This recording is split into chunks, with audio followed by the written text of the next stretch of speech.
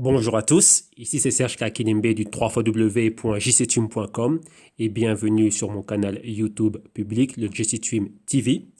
Et aujourd'hui, comme je l'ai promis il y a quelque temps, on va faire une présentation. Donc on va présenter notre service VAM, donc le Virtual Autonomous Asset Management, et on va présenter les idées qu'on va couvrir durant l'année 2020 et euh, anticiper ce qu'on va faire aussi en 2021. Donc là, ça va être quelque chose de super intéressant. Et rappelez-vous que le VAM, c'est basé sur un service. Et ce service, c'est un service de marketing tel, d'analyse, d'investigation et de recherche, et spécifiquement basé sur l'investissement à long terme.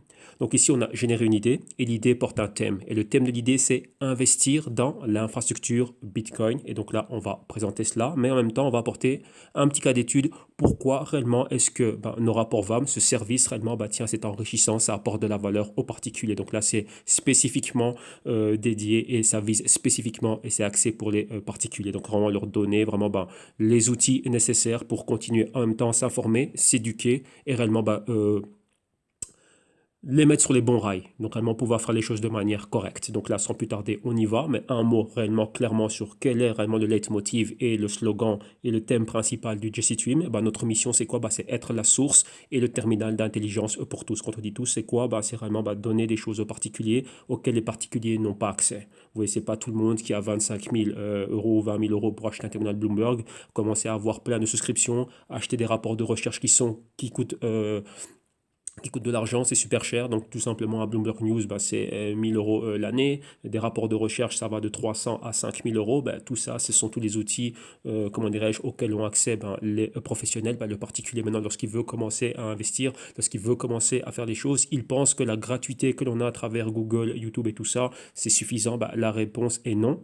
D'un autre côté, je dirais que la réponse est non et oui. Non, pourquoi? Parce que c'est pas assez. Pourquoi? D'un autre côté, il n'a pas appris à interpréter l'information. Et d'un autre côté, il faut savoir où chercher et tout n'est pas bon. Donc là, en gros, c'est ça. Et là, en général, lorsque l'information est bonne, c'est présenté d'une manière qui ne donne pas envie d'y aller. On veut ce côté sexy. Donc là, regardez les chiffres d'une action ou du BTC à côté d'une Lamborghini. Donc là, en gros, c'est ce qui nous motive. Mais en gros, ça, c'est un trap nigo. Et bien évidemment, ça s'est soldé par ça se solde parce que l'on voit maintenant une grande catastrophe. Et là, on va apporter des chiffres pour baquer tout cela.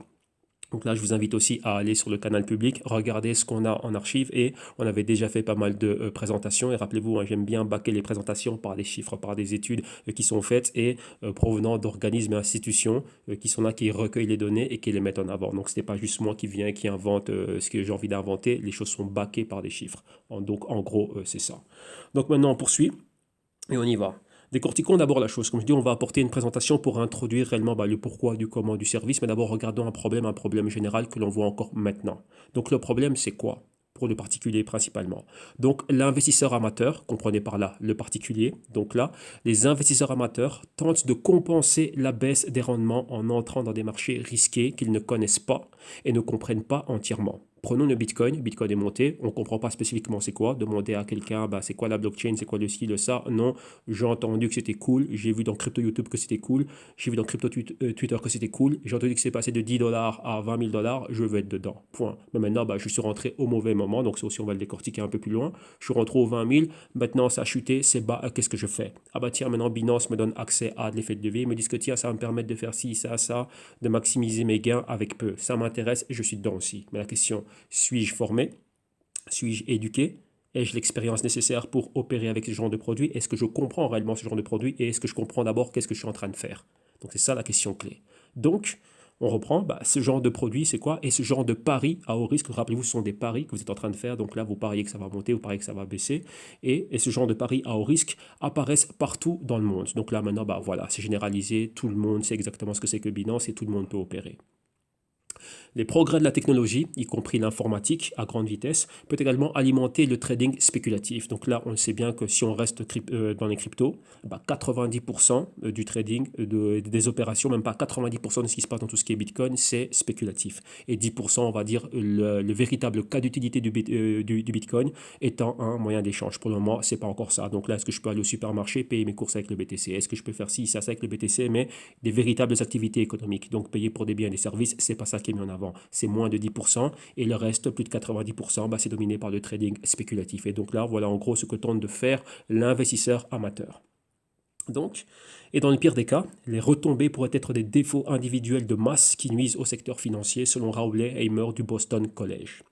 On cite, les nouvelles technologies financières ont permis aux investisseurs particuliers de spéculer facilement sur des marchés financiers, tels que le Forex, donc là déjà dans les années 2008, 2009, 2010, jusqu'à, on va dire, l'éclosion et le boom des cryptos, donc 2016-2017, c'était le Forex qui était vraiment mis en avant.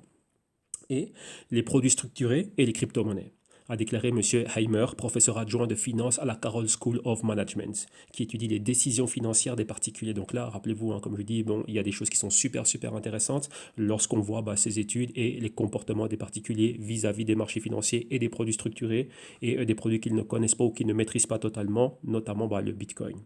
Ensuite encore, les investisseurs particuliers sont souvent vulnérables aux brusques changements de prix sur ces marchés, donc la volatilité, surtout lorsque leurs activités de négociation, donc de trading, est encouragée par l'effet de levier. Donc là aussi, c'est un point qu'on va mettre en avant. Et là, en gros, qu'est-ce qui génère aussi tout ça? Donc le fait de monter à bord de ça, de ne pas comprendre spécialement ce qui suit, de suivre, on va dire, la masse, eh ben, c'est le FOMO, donc Fear of Missing Out, donc la peur de manquer, j'ai pas participé à ça et j'y vais.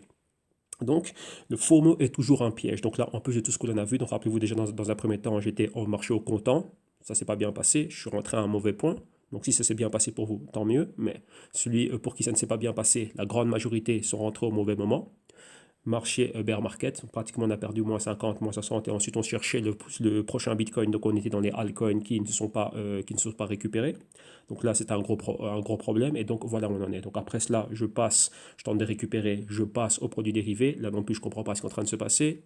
Et, énormément d'effets de levier et je suis capoute aussi. Donc là une question que je pose souvent à pas mal de personnes c'est lorsque vous avez commencé, avez-vous déjà opéré avant?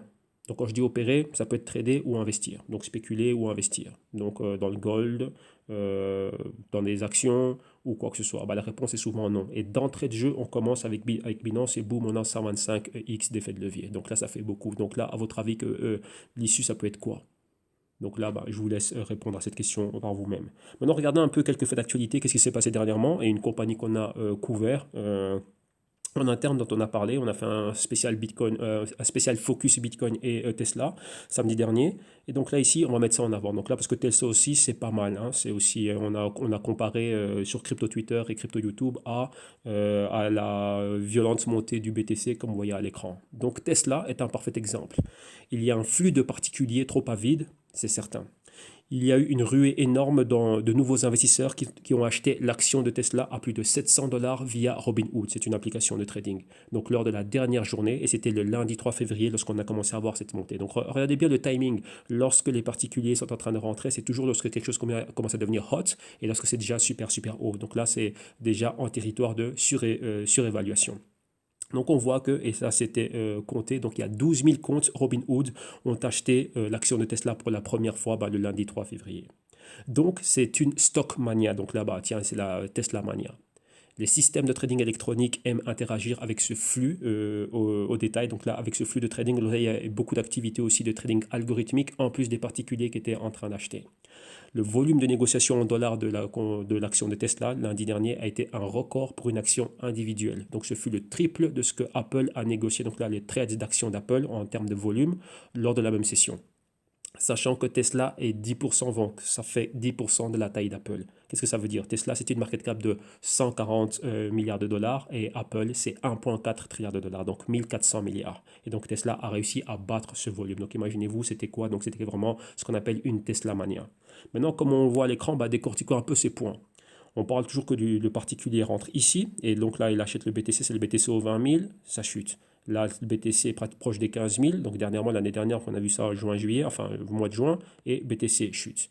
Et maintenant, Tesla, c'est pareil, c'est ici, donc au niveau des 700 dollars, ce serait quelque part là, que les particuliers sont rentrés. Par rapport à cette capture écran, quelques temps après, durant la même session, je pense que le lendemain, Tesla avait atteint les 1000 dollars.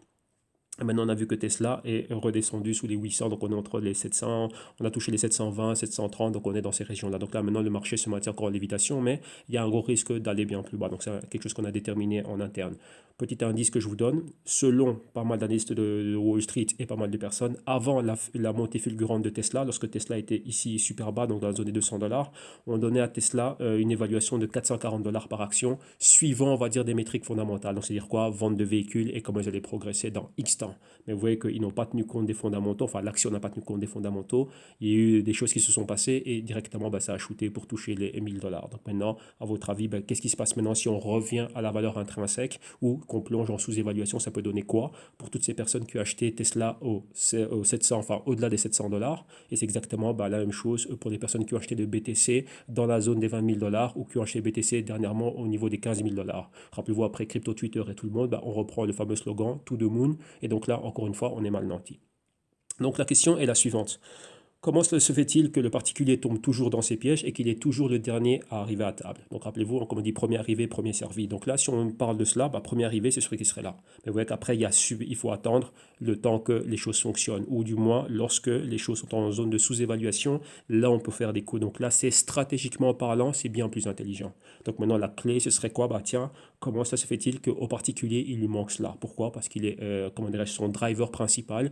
Donc là, le fait que l'engouement qu'il a, et le fait d'entrer en action, c'est toujours généré par des émotions et un comportement moutonnier, donc on suit la masse. Et donc évidemment, ça se solde toujours par des problèmes. On rentre pas bien. Rappelez-vous, on peut acheter une bonne action, mais le problème c'est d'acheter où? Disons ici que j'ai, on va dire, VJ, donc valeur juste ou valeur correcte. Là, ici, ce serait la sous-évaluation et là, ce serait la surévaluation. OK? Le problème, c'est que nous, le particulier commence à acheter dans ces zones ici, lorsque c'est surévalué.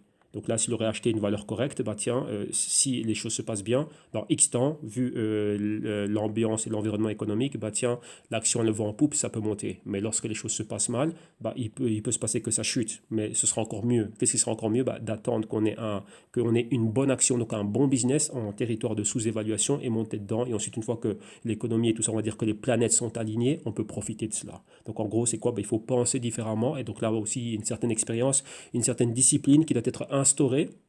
Et on doit améliorer notre modus operandi. Donc, oui, en gros, c'est ça, éviter de tomber dans ces pièges et d'avoir ces réactions, on va dire, émotionnelles. Donc, en gros, ça, c'est le piège du particulier. Maintenant, par rapport à ça, comme on a vu, donc on a vu qu'on a tout un cocktail explosif pour le compte et le compte, on va dire, les capitaux, donc les fonds d'un particulier, c'est déjà ça. Donc là, Bitcoin, crypto, on ne comprend pas trop bien ce qui s'est passé. On a très peu d'expérience. On rentre dans un actif qui est ultra, ultra compliqué, dans lequel il y a énormément de spéculation. On explose. Ensuite, on rebondit sur les produits dérivés de ces 10 actifs et on peut passer par des plateformes comme Binance, comme vous voyez ici à l'écran. Binance qui nous donne quoi? Qui nous donne jusqu'à 125x d'effet de levier. Donc on voit ici, on peut avoir une position de 1 million de Tether, donc c'est terrible, et comme ils disent bien, your leverage is high, please manage your risk accordingly. Donc là, ton effet de levier est haut, s'il vous plaît. Donc il vous demande, s'il vous plaît, à vous de gérer votre risque en toute conscience. Donc, qu'est-ce que ça veut dire? C'est à vos risques et périls. Donc là, vous voyez qu'il n'y a pas de restriction pour venir et rentrer et opérer dans Binance. Et donc, voilà à quoi cela ressemble. Donc, comme je le dis bien ici, l'effet de levier cause toujours autant de ravages chez les particuliers. Donc là, voilà en gros tout ce qu'on peut avoir de 1x. Donc là, vous voyez, donc là, il n'y a pas de position max jusqu'à monter à 125x. Donc voilà en gros ce qui peut être fait. Maintenant, d'un autre côté, ça aussi, c'est un danger. Et on peut aussi avoir des cryptos à partir des fournisseurs de CFD. Donc là, pratiquement tous. Et qu'est-ce qu'ils disent tous? Tiens, il y a plus ou moins, comme ils disent bien, 62% des comptes d'investisseurs particuliers perdent de l'argent. Donc là, ça, ce sont des brokers réguliers. Donc peu importe le broker de CFD, et là aussi les brokers de CFD connaissent beaucoup de succès. Pourquoi?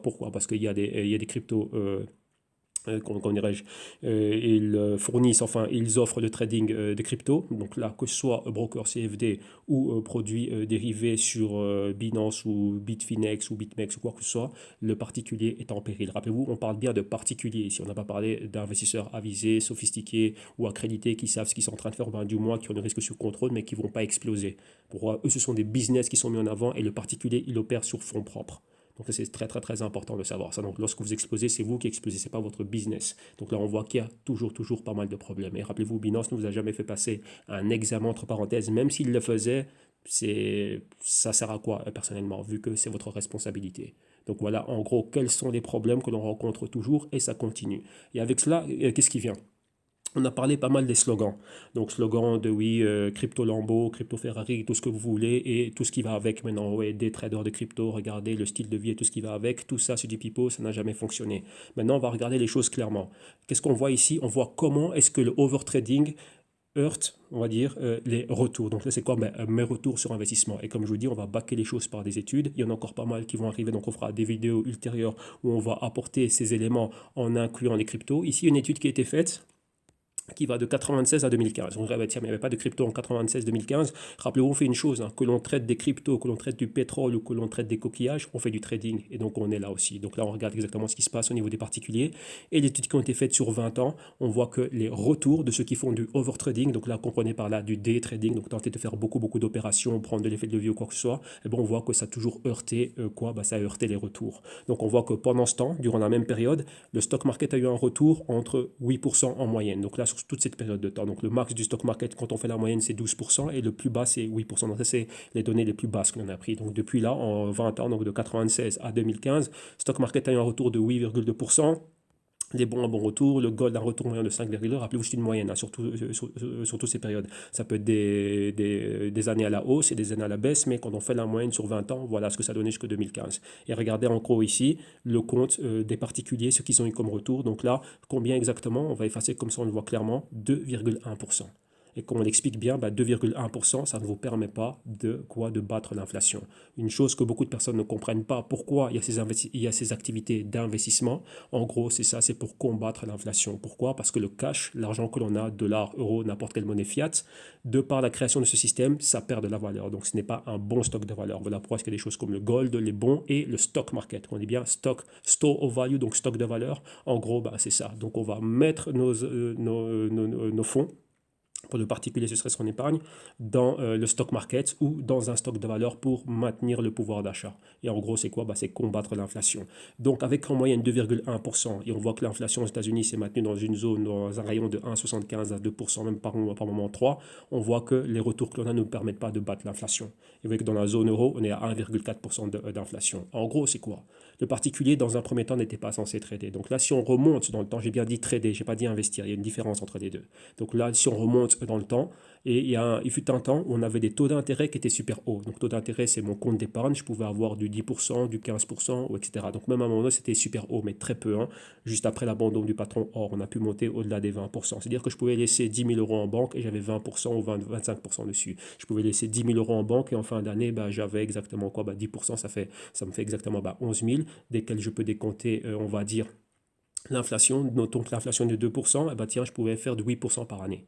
Donc au bout de 10 ans, j'ai fait 80%, j'ai pratiquement doublé mon argent. Donc en gros, voilà c'est quoi. Donc ça c'est déjà ce qui était fait. Depuis qu'on a eu cette destruction, on va dire, de taux d'intérêt, donc là c'est quoi en France les amis? C'est le livret A que vous avez et partout ailleurs, ce sont des comptes d'épargne avec du 0% d'intérêt ou 1% d'intérêt. On est forcé d'aller chercher du rendement ailleurs. Pourquoi? Parce que l'argent qu'on laisse là, perd. Et en plus on paye des frais, il y a une inflation, on paye du pouvoir d'achat. Donc qu'est-ce qu'on doit faire? Chercher ce qu'on appelle du rendement ailleurs ou dans des actifs très risqués avec lesquels on ne comprend pas. Enfin, on ne comprend pas ce qui est en train de se passer, on ne sait pas comment opérer correctement, on n'est pas éduqué. Donc, quand je dis éduqué, c'est quoi? De savoir tiens, quels sont les tenants aboutissants de tel ou tel marché, qu'est-ce qui se passe, comment est l'économie, comment est l'inflation, comment je rentre haut, comment tout ça, on ne le sait pas. Et ça se termine par des pertes. Maintenant, on se laisse guider par ce qu'on voit sur crypto Twitter ou sur YouTube. Ces histoires de crypto, oui, regarde, c'était bas et là, ça arrive en haut, et puis après, j'ai acheté Lamborghini et toutes ces folies-là, voilà en gros ce qui se passe, et le capital est détruit.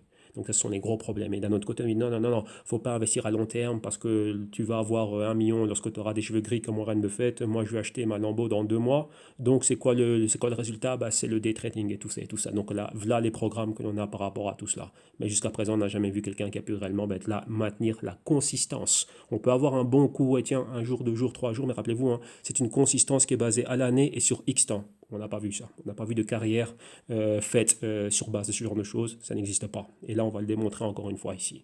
Donc là, voilà en gros ce qui se passe. Et maintenant, quels sont les remèdes par rapport à cela? Qu'est-ce qu'on peut faire réellement par rapport à cela? Une première question, c'est être diversifié pour éviter le overtrading et éviter de rentrer dans les pièges de la spéculation. Et surtout, avant tout cela, déjà, faut déjà savoir ce qu'on est en train de faire. Donc là, éviter cela, donc être diversifié et réellement avoir un bon portefeuille et regarder les choses réellement avec une autre horizon de temps. Numéro 2, comme on voit ici, avoir une stratégie qui est claire. Vous voyez que le gros problème, c'est quoi? En gros, la chose, c'est buy low et sell high. Donc rappelez-vous, hein, acheter Tesla à 100. Je me laisse surprendre par ce qui se passe. Tesla est à 700. Tiens, je peux mettre un ordre limite pour limiter la casse et vendre quelques actions ici. Donc là, déjà, j'ai déjà super bien gagné. Donc j'ai fait 7 fois le retour. Donc là, tant mieux. cette fois le retour sur mon argent que j'avais investi au niveau des 100 dollars. Donc là, c'est super, super cool. Donc en gros, c'est ce qu'il faudrait faire et non l'inverse. Investir à 700 et ensuite le Tesla tombe, ça perd 10, 15, 20, 30, 40, 50% et je revends. Donc là, bah voilà, c'est moi qui ai perdu. Donc malheureusement, c'est ce qui est en train de se passer. Donc déjà, il faut déjà comprendre la mécanique, comprendre les concepts et les mécanismes des marchés et comment est-ce que je rentre dedans. Donc là, il y a pas mal de choses qui vous permettraient, comment dirais-je, bah, d'être déjà de commencer du bon pied, mais encore une fois, faut-il vouloir s'éduquer. Donc là, la balle est dans votre camp. Ensuite, qu'est-ce qu'on a? Bah, pensée long terme. Les mouvements qui sont faits à court terme, personne ne peut prévoir où ça va se passer, où ça va aller. Regardez, dernièrement, le BTC est monté aux 10 000, directement, on a fait demi-tour. Et là, quand il atteint les 10 000, on pensait déjà qu'il allait tout de moon. Si on remonte un peu plus, il y a quelques temps, c'était quoi? L'année dernière, je crois que c'est octobre-novembre, le président Xi Jinping a fait des déclarations. Le BTC était au 6005, il est monté au 14 500. On disait quoi? Ça y est, maintenant BTC va finir l'année au-delà des 20 000 et tout ça et tout ça. Ben voilà, on n'a pas vu ça. Si on remonte un peu plus, on remonte à l'été, juin, juillet, enfin mai-juin plutôt, post-consensus à New York, mai-juin 2019, BTC qui était monté, qui avait atteint les 14 000. Donc ouais, 14 000 c'était à cette période-là. Donc là, le gold avait atteint les 1400, BTC 14 000. Pourquoi? Il y avait les problèmes États-Unis-Chine. Ok, ça y est, maintenant BTC est reparti. Ensuite, donc là, j'ai fait une petite erreur. Donc là, dernièrement, c'était quoi? Au mois d'octobre-novembre, déclaration du président Xi Jinping, BTC passé de 6 500 au 10 500. Donc là, c'est ça, c'était 10 500 qu'il avait atteint. Et encore une fois, de retour au 6 500. Maintenant, on a vu début de l'année 2020, bah, problème États-Unis-Iran. Très rapide, donc 5 jours. Et ensuite, c'est là qu'on a eu le coronavirus et maintenant le BTC 10 000 et qui rejette les 10 000. Donc maintenant, qu'est-ce qui se passe? Donc là, où va-t-il aller? Va-t-il aller plus bas en direction des 7 000, 8 000, 6 000 ou maintenant va-t-il remonter pour aller plus haut? Sachant qu'on a le halving qui arrive. Donc le halving, on va dire, c'est ce qui maintient le prix en lévitation à travers tout ce qui est spéculé, donc tout ce qui peut se passer, que les mineurs ceci, que la rate cela, que ça, et voilà. Donc en gros, c'est ça. Et maintenant, vous voyez que suite au coronavirus, il y a eu pas mal de comment dirais-je, pas mal de poules miniers, donc des grandes fermes minières en Chine qui ont été fermées, donc là qui étaient proches du Wuhan, qui sont fermées. Maintenant, bah, on leur a même demandé d'arrêter les machines. Donc là, si, comme on analysait en interne, le BTC, on dit souvent qu'il est corrélé, donc le hash rate fait ceci, et que le prix du BTC ben, est en corrélation positive, on va dire, avec la hausse du hash rate. Maintenant, si le hash rate, les mineurs doivent couper leur machine minière, donc leur ASIC, donc le hash rate aussi va tomber. Qu'est-ce qui se passe maintenant avec le prix du BTC? Est-ce qu'il va suivre aussi pour être en corrélation positive alors qu'on verrait le hash rate qui va chuter? Et rappelez-vous maintenant, on ne sait pas pendant combien de temps ça va être là. Vu que ceux qui détenaient, enfin ceux qui opèrent, les propriétaires de ces poules miniers, on dit que c'est la police qui est venue les forcer à fermer. Donc là, c'est sous décret gouvernemental. Donc là, ça peut prendre pas mal d'ampleur. Mais bon, pour en revenir à notre point ici, donc on a ouvert aussi pas mal de parenthèses d'actualité, comme ça euh, on reste toujours à jour. On voit que c'est le particulier qui doit changer sa manière de faire et réellement contrôler ses émotions et ne pas tomber dans les pièges de propagande, slogans et tout ce qu'on voit là, donc tous ces pièges de marketing qui sont mis en avant. Et bien évidemment, penser long terme. Rappelez-vous, hein, donc là, un exemple Tesla ou un exemple BTC, bah, rentrer au début et ensuite, bah, tiens, profiter de ce qu'on est en train d'avoir, ne pas avoir des projections, oui, ça va atteindre un tel, un tel. Si je suis rentré un exemple à 1 dollar, ok, prenons un cas réel. Mike Novogratz est rentré à 95 cents dans ETH. Maintenant, ETH atteint les 225 dollars dernièrement, il était légèrement un peu plus haut. Le pic qu'on avait atteint, le bas de l'année 2018, c'était un ETH, donc en novembre 2018, ETH était à 85 dollars. Pensez-vous réellement qu'on a quelque chose à faire que même ETH redescende à 50 dollars, vu que ce monsieur a mis des millions dedans? Quel est son problème? Même si Ethereum revient à 10 dollars, le gars a déjà tout gagné. Donc en gros, bah, c'est ça. Pourquoi? Ben, il était là avant que tout se passe. Donc en gros, bah, c'est ça. Donc ça, c'est la méthodologie qu'on tente d'inculter, ce que doit comprendre le particulier. Dans un premier temps, il peut faire ça. On n'a pas empêché de faire des opérations spéculatives, mais on peut spéculer dans l'actif que l'on connaît. Si je connais cet actif, je sais comment cet actif est en train de bouger, je vois exactement quels sont les patrons, je sais exactement quels sont les tenants et les aboutissants, ceux qui font du holding, ceux qui sont en train de le trader et quels sont les catalyseurs qui pourraient impacter cet actif. Ok, mais quand je ne sais pas, que je ne sais rien du tout et que je rentre comme ça, la tête la première, bah là, je passe directement à la guillotine, mais c'est mon capital qui passe à la guillotine. Donc là, voilà en gros quels sont les problèmes. Et donc c'est ici que nous, on veut vraiment mettre en avant tout ce côté-là. Et d'un autre côté aussi, il y a toute cette folie de vivre du trading. Maintenant, regardons un peu ce qui se passe au niveau des professionnels. Et on voit ça, c'est les chiffres officiels, un rapport des hedge funds. On voit que les hedge funds des États-Unis, l'année dernière, ont eu un retour de 10,4%. net, après commission, tout ce que vous voulez. Ça, c'était en 2019. Et on voit que par rapport aux données de Hedge Fund Repo, donc là, c'est le rapport officiel, et toutes les opérations que font les hedge funds doivent être déclarées à la SEC, ce qui fait qu'on peut refaire un audit tranquille, enfin facile, de toutes les opérations qu'ils ont faites, que ce soit des opérations d'achat et de vente. On sait à tout moment ce qu'il y a dans leur portefeuille. Maintenant, pourquoi les hedge funds étaient fort critiqués? Donc, il y a beaucoup de clients qui enlèvent leur argent des hedge funds parce que le stock market, donc le S&P 500, a eu un retour de 31,5%. Et vous n'avez fait que 10,4% et on vous paye pour ça. Donc là, on va dire le particulier n'avait qu'au 1er janvier 2019, enfin 1er janvier comme ça 2019, il n'avait qu'à quoi? Ben, juste à aller dans son compte, faire buy S&P et ok, ça y est.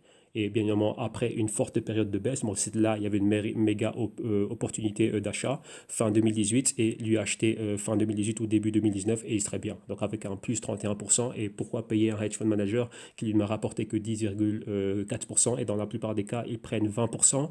Et je crois que Jim Simmons et Renaissance Capital, ils prennent 54%, 55% sur la performance. Donc voilà, sur mes 31%, tu me prends, enfin sur mes 10%, tu me prends 50%. Donc moi, à la fin, je me retrouve qu'avec 5%. Vous voyez qu'avec une inflation de 2, donc réellement j'ai 3%. Et après, je dois encore payer des impôts dessus et des taxes fiscales et tout ça, enfin un gain sur les capitaux. Donc vous voyez, en gros, une fois, bah, c'est très lourd tout ça. Ça ne laisse pas une bonne saveur à la fin, une fois qu'on commence à faire les chiffres. Donc maintenant, bah, revenons un peu sur un point clé qui m'était demandé aussi de commenter. Et on va commenter un peu ce côté vivre du trading. Mais rappelez-vous, toujours dans cette optique spéculative. Donc, là, c'est le rêve qui circule beaucoup maintenant. Bah, crypto, trading, Bitcoin, boom, Lamborghini, tout ça. Et avant, c'était la même chose avec le Forex et tout ça et tout ça. Et le day trading et tout ce qui va avec. Maintenant, assumons qu'on veut vraiment vivre pour trader. Donc, vous voyez déjà que les professionnels déjà ont du mal.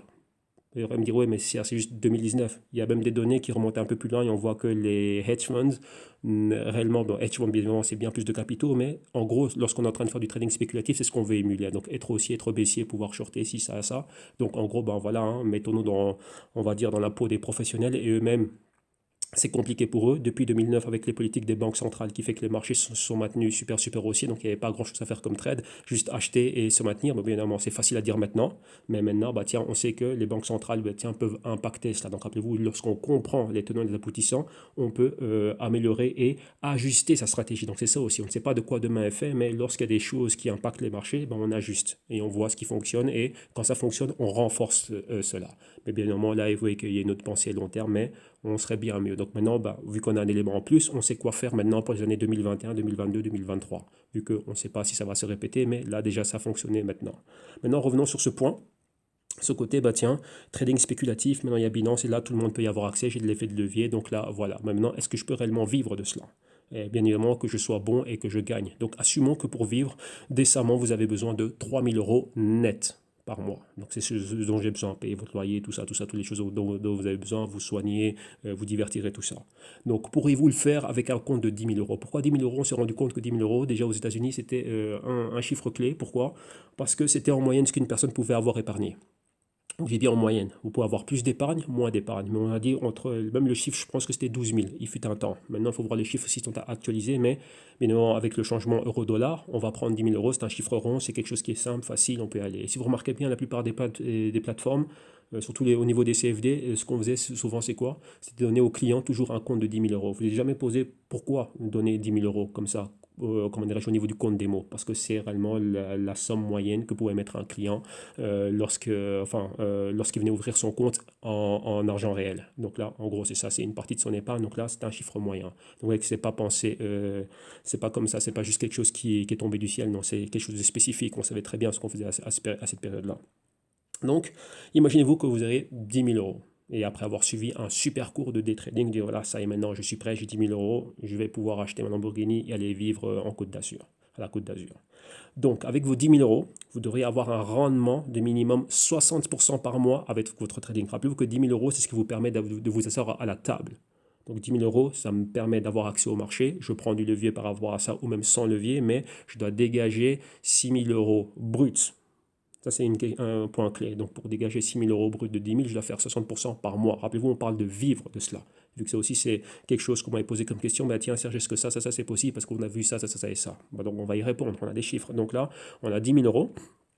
Donc, pour pouvoir vivre de cela, je dois dégager 60% minimum. J'ai bien dit minimum. Donc là, que vous gagnez, perdiez, mais à la fin du mois, Donc je sais que maintenant c'est le 30. Le premier, je dois payer tout ce dont j'ai besoin, donc mon loyer, tout ça, ou mon hypothèque et tout ça. Bah tiens, il me faut autant d'argent. Donc là, pour avoir 3000 euros, je dois dégager 60% de mon compte. Donc là, c'est brut. Donc là, je dois faire 6000 euros. Donc avant de vous permettre de sortir de l'argent. Donc une fois que j'ai fait ces 6000, à la fin du mois, je les sors de mon compte.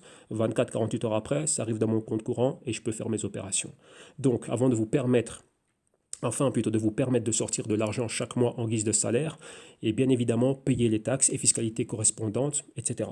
Donc, assumons que cela soit de l'ordre de 40 à 50%. Donc là, au niveau de tout ce qui est fiscalité, vu que maintenant, bah, je suis un pro, hein, donc je dois me déclarer en tant que tel. Donc là, il y a des charges fiscales et des charges sociales qui vont avec. Donc on va assumer, on va arrondir à 50%, plus les frais de trading. Rappelez-vous, il y a ça aussi, il faut compter. Hein, donc achat-vente, ça dépend ce que je trade, mais il y a des commissions. Si je prends l'effet de levier, il y a des intérêts qui vont avec.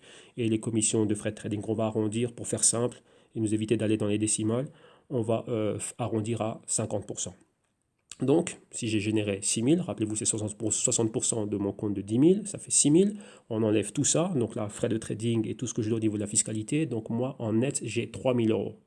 Et si on exagère le chiffre et on prend, on va dire, 3 000 euros, si on exagère tout ce qu'on va me couper, donc on va me couper 50%. Donc ça serait considéré comme ma profession. Et donc là, il y a un statut à déclarer et les charges sociales et fiscales qui vont avec. Donc 3 000 euros sur mon compte de 10 000. Donc on voit déjà maintenant que la tâche elle est périlleuse et de combien d'opérations aurez-vous besoin chaque jour afin de dégager un revenu à la fin du mois si vous n'avez pas un capital mis de côté pour couvrir vos dépenses mensuelles durant X temps. X temps, c'est quoi? Le temps que je dégage cet argent. Rappelez-vous, personne ne sait où va aller le marché demain. Ce qui fait que, est-ce que le marché va me donner tous les jours X opportunités pour que je puisse dégager ça? Parce que des jours, ça va être plus et des jours, ça va être moins. Et là, moi, je l'ai vécu dans ma propre chair, je l'ai fait moi-même. Donc moi, exactement, je sais c'est quoi. Moi, j'ai été dans cette phase où je vivais du trading et j'avais des sous de côté, donc c'est quoi, ne pas avoir besoin de ça, mais dégager des capitaux. Et j'étais collé à l'écran tout le temps. Il y a des jours où le marché ne fait rien. Que vous faites-vous le jour où le marché ne fait rien? Donc que faites-vous le jour où le Bitcoin ne monte pas? Et imaginez-vous que vous ne pouviez faire que de l'achat à un moment donné. Restons juste dans le trading Bitcoin. Bitcoin, avant qu'on ait tous les dérivés, Binance ne donnait que du marché spot. La plupart des contrats, enfin la plupart des plateformes, c'était que du spot. Donc on pouvait juste que acheter, vendre, acheter, vendre, acheter, vendre. Il n'y avait pas encore d'opération short. Il n'y avait pas toutes les plateformes qui donnaient accès à cela. Donc ça aussi, c'était un gros problème. Comment on fait à ce moment-là? Donc vous voyez que maintenant, la tâche devient un peu plus compliquée ici. Rappelez-vous, hein, j'ai mon épargne. Donc là, si je n'ai pas d'argent qui est mis de côté pour supporter ce que je suis en train de supporter mon style de vie et donc ma vie au quotidien, ça devient compliqué là. Parce que là, je dois dégager, je suis obligé de dégager quelque chose. Ou à la fin du mois, on me dit, bah, tu sais quoi, tu n'as pas payé ton hypothèque. Ou tu sais quoi, ici, monsieur, dehors. Ou viens, on me coupe la lumière, on me coupe le téléphone ou quoi que ce soit. Et j'ai pas de quoi manger. Et maintenant, imaginez-vous si vous avez une famille. Supporter une famille avec tout cela. Donc avec là, maintenant, lorsqu'on commence à mettre des chiffres, ça commence à devenir autre chose. Donc là, on n'est pas dans les fables, là, on est dans le concret. Ok. Donc après, qu'est-ce qu'on a? Donc maintenant, pour être OK, donc là, vous-même être OK, et faire 1% par mois, sur lesquels un prélèvement de 50% serait fait, et il vous faudrait un compte de 600 000 euros. Avec 600 000 euros, je peux me permettre de faire 1% par mois. Donc 600 000 euros, 1%, ce serait 6 000. Là, maintenant, c'est autre chose. Donc là, on prélève, donc là, on va dire, même si je fais 1 ou 2% ou quoi, donc imaginez-vous que j'ai gagné, j'ai perdu tout ça, mais à la fin du mois, je dois avoir minimum 1% qui fait, rappelez-vous, je dois sortir de l'argent de mon compte de trading afin de pouvoir maintenir mon style de vie. Rappelez-vous, ça c'est dans l'optique où je vais vivre de cela, vu qu'en gros c'est ce qui circule là, par là. Donc, je dois pouvoir faire, on va dire avec mes 600 000, faire 6 000 euros bruts, donc là c'est pas compliqué. Rappelez-vous, on parle de brut. Ensuite, on prend encore tous mes décomptes, on va compter toutes mes opérations et tout ça, et ce que je dois au niveau de la fiscalité. Rappelez-vous, je suis un particulier, je vis en France ou en Espagne ou quoi que ce soit, je dois payer cela. Donc là maintenant, en gros, on va arrondir à 50%. Donc ce qui au final vous donnerait vos 3 000 euros nets. En n'oubliant pas que vous êtes un particulier et non une entité qui opère depuis une juridiction à fiscalité avantageuse. Lorsqu'on est une entité et qu'on peut être aux Seychelles ou à Hong Kong ou quoi que ce soit, la fiscalité est différente. Et donc là, c'est encore autre chose. Mais là, le particulier, non. Imaginez-vous, vous êtes là et vous vivez à Paris. Et là, maintenant, bah, tiens, je vais être là, je vais être trader à temps plein. Donc voilà en gros ce que je vais faire. Donc déjà, vous voyez que là, au niveau des chiffres, c'est compliqué. Maintenant, pensez-vous, vous voyez déjà les retours que peuvent avoir les hedge funds, de dire ok, mais ils opèrent en millions de dollars en ci, ça. Rappelez-vous, vous tentez d'émuler ce qu'ils sont en train de faire. Rappelez-vous que le truc, c'est quoi? Depuis qu'on a le forex, le trading et tout ça, c'est qu'on vend aux particuliers l'illusion qu'ils peuvent faire ce que font les pros. On dit n'ayez pas confiance en pros, donnez pas votre argent en pros. Depuis surtout la crise de 2008-2009, c'est ce que l'on a vu. Et donc maintenant, bah, nous aussi, entre parenthèses, on pourrait faire la même chose. Maintenant, lorsqu'on voit cela comme ça, est-ce que le marché va pouvoir vous donner ce genre de rendement tout le temps. Donc, même pas donner ce genre de rendement, mais les opportunités pour dégager ce genre de rendement. Donc là, c'est une toute autre tâche. Donc là, maintenant, déjà, ça devient compliqué. Et rappelez-vous, hein, c'est pas un coup d'un mois. Je peux avoir un bon mois, un mauvais mois. Même les business n'ont pas toujours des mois qui sont OK. Apple a des problèmes, Nvidia a eu des problèmes, Amazon a eu des problèmes. Il y a des mois où ça monte, où ça descend. On le voit, ils publient, ils ont des revenus. Donc là, on voit ce qui se passe de manière trimestrielle, de manière semestrielle et de manière annuelle. Et c'est en fin d'année qu'ils disent, OK, on a eu une bonne année, on a eu 2, 3, 4, 5, 6 mauvais mois, mais on s'est récupéré avec les ventes de Noël et aux ventes de Nouvel An. Maintenant, vous, dans votre trading, est-ce que vous allez dire ça à votre propriétaire lorsqu'il va venir pour dire, bon, tiens, le loyer? Dire, non, j'ai eu un mauvais mois, le Bitcoin est tombé, tu sais, donc là, est-ce qu'il n'y a pas moyen d'attendre? Ah bah là, vous êtes dehors. Ouais, vous allez pouvoir trader depuis le métro de Paris. Ok, donc là, bah, voilà en gros ce que c'est. Donc là, il faut revenir à la réalité et voir exactement que ça, c'est pas ça. Qu'il y a des slogans, il y a beaucoup de choses farfelues qui circulent, mais la réalité, elle est tout autre. Donc là, c'est les problèmes clés qu'on a vus. Maintenant, là, c'est des chiffres qui ont été mis dessus. On voit maintenant bah, qu'est-ce qui est en train de se passer. Donc maintenant, pensez à cela. Maintenant, par rapport à cela, il y a des professionnels qui en ont parlé, donc des personnes que moi-même j'ai eu l'occasion, avec qui j'ai pu être en contact. Lorsque même j'ai des clients ici, comment dirais-je, en consulting, j'aime bien pouvoir me déplacer, participer à des conférences que font ces personnes et que les clients aussi peuvent être là en, comment dirais-je, ben, parler avec ces personnes directement ben, pour être au courant de toutes ces réalités. Et donc ici j'ai choisi trois personnes. On a Anton Kreil, qui est un ex-Goldman Sachs, JP Morgan, Lehman Brothers. Maintenant, il gère, on va dire, ses propres fonds. Il a bougé de la City de Londres pour aller maintenant à Singapour. Et de là, il gère quelque chose. Mais, enfin, il gère ses affaires. Mais il a créé le ITPM, Institute of Trading et Portfolio Management, bah, tiens, où il apprend tout son skill, donc tout ce qu'il a eu en termes d'expérience, bah, aux particuliers aussi. Et donc, il a fait quelques conférences que vous voyez qui sont disponibles online, où il détruit, même pas il détruit, mais il déconstruit. Un, ici, qu'on voit ici, tous les retail brokers et les, entre parenthèses, éducateurs trading. D'un autre côté, il explique la réalité de ce que c'est que le trading, réellement de ce que c'est, vu que lui, il a été là. Donc là, c'est quelqu'un qu'il faut prendre au sérieux. Pourquoi? Parce qu'il a le track record qui va avec. Et lorsqu'il est en train d'opérer, donc avant 2008, c'est là qu'il a pris sa retraite. Il a pris sa retraite, je crois, à 30 ans. C'était l'un des top traders. Qu'est-ce que ça veut dire? Lorsqu'il y avait des grosses positions en milliards de dollars, il y avait toujours ce qu'on appelle les Big Four. Et vu que lui, il opérait pour Goldman Sachs, c'était l'un de ces Big Four qui était là. Et donc là, par après, ben, il vient réellement donner tous ces trucs. Bien évidemment, il faut comprendre l'anglais. Mais c'est super, super intéressant ce qu'il dit parce qu'il y a les points réels, réellement, de ce que l'on ne connaît pas et de tous ces slogans et tout ce qui est en train de se passer. Donc, on en a fait pas mal. Donc là, en gros, une fois, montrer c'est quoi pour ceux qui veulent faire une carrière dans les hedge funds, carrière en banque d'investissement, ce qu'il faut savoir, la réalité sur les salaires que l'on a, comment est-ce qu'on gagne réellement via les bonus. Ça, c'est dans cette vidéo. Ici, tout ce côté éducateur trading, day trading et toutes ces folies réellement qui sont là, mais avec des chiffres et des statistiques pour backer cela. Et là, encore une fois, dans un premier temps, les problèmes auxquels sont, comment dirais-je, confrontés les particuliers. Et donc là, pour expliquer un peu la petite histoire, quand moi j'étais en train de commencer à faire tout ce qui est consulting et tout ça, j'ai, comment dirais-je, eu connaissance de ce qu'il faisait. Pourquoi? Parce qu'il faisait pas mal de conférences à Zurich, à Francfort en Allemagne et à Majorque. Et j'avais raté une conférence qu'il avait fait. Et donc là, je suis rentré en contact avec eux pour dire, bah, tiens, quand est-ce que vous allez revenir faire une conférence à Francfort ou Zurich ou quoi que ce soit? Et c'est comme ça que comment dirais-je, on va dire, le contact est passé avec lui et son staff. Et maintenant, pourquoi exactement avec lui et son staff? Parce que j'étais tombé sur une émission qu'ils avaient faite avec Lex Van Damme, donc un autre trader de Goldman Sachs avec qui il a tradé. Donc là, vous voyez que là, c'est moi, Lex Van Damme, c'est en 2015, ça. Et ils avaient fait le fameux million dollar trader. Donc là, ils ont pris tous les deux leur retraite juste avant la crise de 2008. Et ce qu'ils ont fait, Lex Van Damme, qu'est-ce qu'il a fait durant la crise? Il a pris 1 million de dollars de sa propre poche. Donc après Goldman Sachs, il gère son propre hedge fund à la City à Londres. Il a pris 1 million de dollars de sa propre poche. Il a entraîné un groupe de particuliers qui n'ont jamais touché les marchés financiers et voulait juste montrer que avec une bonne éducation et sachant exactement quoi faire, le bon backing et comment dirais-je, la bonne méthodologie, des particuliers pourraient dégager des gains. Et avec son 1 million de dollars, ils ont réussi à faire 5% en plein milieu de la crise. Après exactement 3 semaines de training avec lui. Et donc là, c'est comme ça qu'ils sont vraiment, on va dire, devenus connus parce que l'émission Million Dollar Trader est passée à la BBC. Donc c'était un show qui a fait fureur. Et moi, j'ai vu ce show. Donc imaginez-vous, j'ai vu le show 2 semaines. Je reviens d'un déplacement. Je suis invité à un événement avec des brokers, c'est le IG, broker IG ici à Madrid. J'y vais. Une semaine après, je reçois un mail du account manager qui me dit, tu sais quoi, viens nous rejoindre samedi, tel jour, telle heure, à tel endroit, il y aura une conférence et Lex Van Damme vient. Donc là, c'était ma petite histoire. Alors moi, je l'ai vu il y a juste 2 semaines avant, j'en ai entendu parler. J'ai raté une conférence que Anton a fait et maintenant Lex vient. Et donc là, c'est là que j'ai pu le rencontrer et parler d'énormément de choses. Et j'avais des clients en consulting que j'ai amenés pour qu'ils puissent les voir. Donc c'est ça la clé. C'est des choses que j'aime bien faire ici. Moi, ça, c'est des choses que j'ai faites. Donc si vous regardez dans le canal public, il y a pas mal de vidéos. Puis nous, sur des événements privés, vu qu'on est invité en banque privée, avec un asset manager, avec des hedge funds, pas mal de choses. Donc un exemple des événements, on a pu faire un événement où il y avait le PDG de UBS Madrid. Donc, lui, c'était un trader on va dire au début de sa carrière, et maintenant il est à la tête d'UBS Madrid. Et UBS Madrid, c'est la meilleure section de trading du groupe UBS mondial. C'est eux qui ont les meilleurs revenus de trading, donc là c'est ici. Et on a pu aller faire un événement où il était là. Donc une masterclass spécifique avec lui. Donc c'est le genre d'événement que l'on fait ici, avec pas mal de personnes, des gens qui opèrent au Japon qui viennent ici.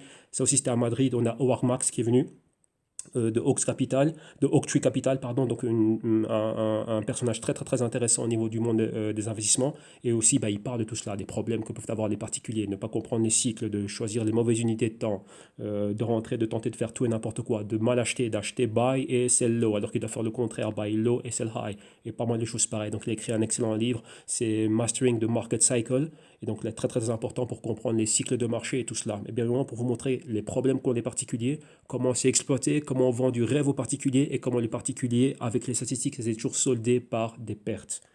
Et donc, tant que le particulier ne comprenne pas ça, dire quoi, retenir leurs émotions, ne pas tomber dans les pièges que l'on voit qui sont mis en avant par, enfin, soit. Et donc là, ben, ils seront toujours super, super mal nantis. Et moi, comme je dis, ben, j'ai eu l'occasion de parler avec pas mal avec ces personnes et des personnes de ce calibre, d'apporter les clients que j'ai, spécifiquement ceux de Londres et ceux de Madrid, participer à des événements pareils, que eux-mêmes peuvent être en interaction avec ces personnes. Et donc là, à la fin, bah, tiens, c'est lucide pas mal de choses, vu qu'ils étaient en inside, et vraiment bah, pouvoir expliquer, bah, non, ça c'est ça, c'est ça, c'est ça, quand on te raconte ça, bah, c'est ça, c'est ça, c'est ça, voilà exactement ce que tu peux faire. Si tu veux trader, tu peux le faire, mais tu dois faire ça comme ça. Rappelez-vous, j'ai bien dit, on peut le faire, mais il y a une bonne manière de le faire. Et dans cette vidéo ici, dans celle-ci, il explique comment, si tu veux être là, être en train de trader, jouer le marché, comment tu peux jouer le marché. Et maintenant, bien évidemment, il y a aussi le trading algorithmique qui prend de l'essor. Donc là aussi, il faut pouvoir avoir un système qui va vous permettre réellement de vous maintenir à flot, parce que les machines sont en train de dominer cela. Un exemple, tout simplement sur Binance, près de 30 à 40% du trading, c'est algorithmique. Donc déjà, on a déjà 40% de machines qui sont là. Donc il y a 90% d'opérations spéculatives, 40% faites par les machines. Et dans tout le stock market, c'est déjà comme ça. Un autre article aussi, il y a de plus en plus de hedge fund managers qui commencent à bouger. Même eux aussi, ils ont bougé à cette période-là. Pourquoi? Parce qu'ils commencent à être remplacés par des machines. Donc là, le trading de haute fréquence et tout ce qui est en train de se passer et tout ça. Donc maintenant, bah, l'intervention humaine, on y est plus spécifiquement. Et donc là, dans ces vidéos-là, surtout Anton Cole, il explique spécifiquement bah, qu'est-ce qui est en train de se passer, comment eux-mêmes à Goldman Sachs, ils ont commencé à voir bah, cela et comment ils ont commencé à prendre la tangente pour eux-mêmes monter leurs propres opérations. Donc une fois que vous voyez tout ça, vous voyez que tout ça, bah, ça doit vous servir. Tout ça, c'est là. C'est pas les personnes les plus sexy. Bien évidemment, il faut arriver à comprendre la terminologie, le jargon, mais c'est expliqué d'une manière qui est tellement simple qui va vous permettre de prendre, on va dire quoi, bah, de prendre les dessus sur les mauvaises habitudes et réellement aller de l'avant. Et rappelez-vous, c'est une longue, longue, longue marche. Donc là, c'est la parabole la fable du lièvre et de la tortue. C'est bien qui c'est qui a gagné à la fin. Donc en gros, c'est ça. Alors maintenant, bah, ici, après avoir vu tous ces problèmes, bah, quelle est la solution? Qu'est-ce que le GCT me propose? Bah, le GCT me propose une chose, c'est la gestion objective et efficiente des données. Donc, les données? Les données que je peux avoir, données de marché, données de ci, données de ça, tendance, et qu'est-ce que je peux faire avec ça? Et donc, c'est grâce à cela que le particulier aura la capacité de comprendre les fondamentaux. J'ai bien dit fondamentaux, pas ce qui se passe sur un graphique, mais les fondamentaux, connaître les concepts et les mécanismes des marchés. Et c'est ça, une fois qu'il a tout ça, et pouvoir les interpréter correctement afin de tirer avantage des opportunités qui se présenteront à lui. Donc là, c'est ça. Donc, il faut apprendre à faire cela. Oui, mais à faire cela correctement. Donc en gros, c'est ça. Donc quel est le modus operandi? Et donc le modus operandi que j'emploie, c'est un modus operandi que je puisse stresser lorsque j'étais au contact de ces personnes-là, bah, leur parler de cette manière de faire. Et si vous les recherchez, bah, vous les retrouvez, vous verrez exactement bah, quel est le modus operandi que aussi, avec lequel aussi ils opèrent jusqu'aujourd'hui. Donc là, on a un modus operandi qui est basé sur 3 points. Point numéro un, on génère une idée originale. Donc, je ne vais pas copier l'idée de mon voisin ni quoi que ce soit. Il n'y a pas de tricherie ici. Donc là, c'est mon cerveau, ce que moi je comprends, ce que moi je connais, et je vais générer une idée par rapport à cela. Le BOTD, c'est quoi? Bah, c'est bottom-up et top-down. Bottom-up, ce serait quoi? Idée, j'ai BTC. BTC, le bottom-up, ce serait BTC et stresser le BTC par rapport à ce qui se passe où? Bah, dans le world, donc dans le monde. Quelle est la place du BTC dans le monde? Et là, dans X temps. Donc combien d'années? Donc point d'interrogation. Et maintenant par rapport à ça, je regarde qu'est-ce qui se passe dans le monde, quelle est la tendance dominante dans le monde et le monde va où? Et maintenant regardez, ça c'est ce qu'on appelle le fameux top-down. Donc là, regardez du monde et maintenant voir, tiens, si le monde va dans une direction, dans cette direction on va dire tech, IA, etc., etc., quelles sont les entités qui émergent et qui ont vraiment le gros potentiel d'occuper une place de choix dans ce monde. Vous avez bien vu que quand je dessine ça, ça déjà ici, ça, c'est déjà révélateur. Donc c'est quoi? Prendre position, laisser les choses se faire et faire des méga gains par après. Et lorsque je connais bien ces actifs et lorsque je peux voir maintenant les cycles dans lesquels ils sont, là, tirer avantage des opérations spéculatives. Mais d'abord, ça commence par avoir une base. Donc ça, c'est comme ça qu'on commence toute génération d'idées ici en interne, c'est par rapport à cela. Point numéro 2, ensuite, on a la conception et production d'un rapport de recherche. Ça, c'est quelque chose que vous devez apprendre à avoir une discipline et réellement à faire les choses bien.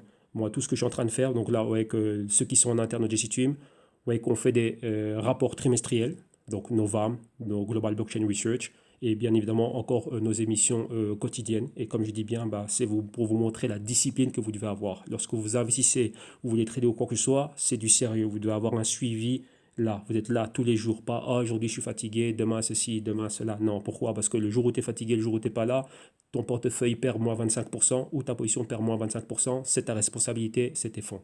Donc en gros, c'est ça. Donc là, c'est vraiment forcer cette discipline. Et donc c'est une discipline comme à l'armée. Rappelez-vous, hein, si on veut faire les choses bien à un niveau professionnel, vous devez vous mettre à la tête comment dirais-je, prendre vos responsabilités et vous êtes un professionnel. Lorsque vous avez vos propres fonds, vous êtes votre propre hedge fund. Vous êtes votre banquier d'investissement parce que c'est vous qui vous autofinancez. Il n'y a personne qui va vous financer. Ouais. Et donc là, c'est votre responsabilité. Donc ça, c'est pour montrer la discipline qu'on doit avoir, la détermination que vous devez avoir et réellement, on est là. Donc il y a un travail à faire. C'est pas crypto Twitter ni quoi que ce soit. C'est pas là qu'on va chercher tout ce qu'on a à chercher. Si vous voulez rire ou être désespéré ou quoi que ce soit, allez-y. L'issue, vous savez très bien, elle va se finir du moins, je vous donne X temps pour finir comme on l'a vu avec des rendements pauvres et à la fin, la ruine. Ensuite, on poursuit. Et le troisième point, c'est une stratégie. Une fois qu'on a tout ça qui est mis en place, qu'on a notre rapport, on met sur place une stratégie. Donc une stratégie mise en exécution, gestion de l'idée originale d'investissement et on la suit.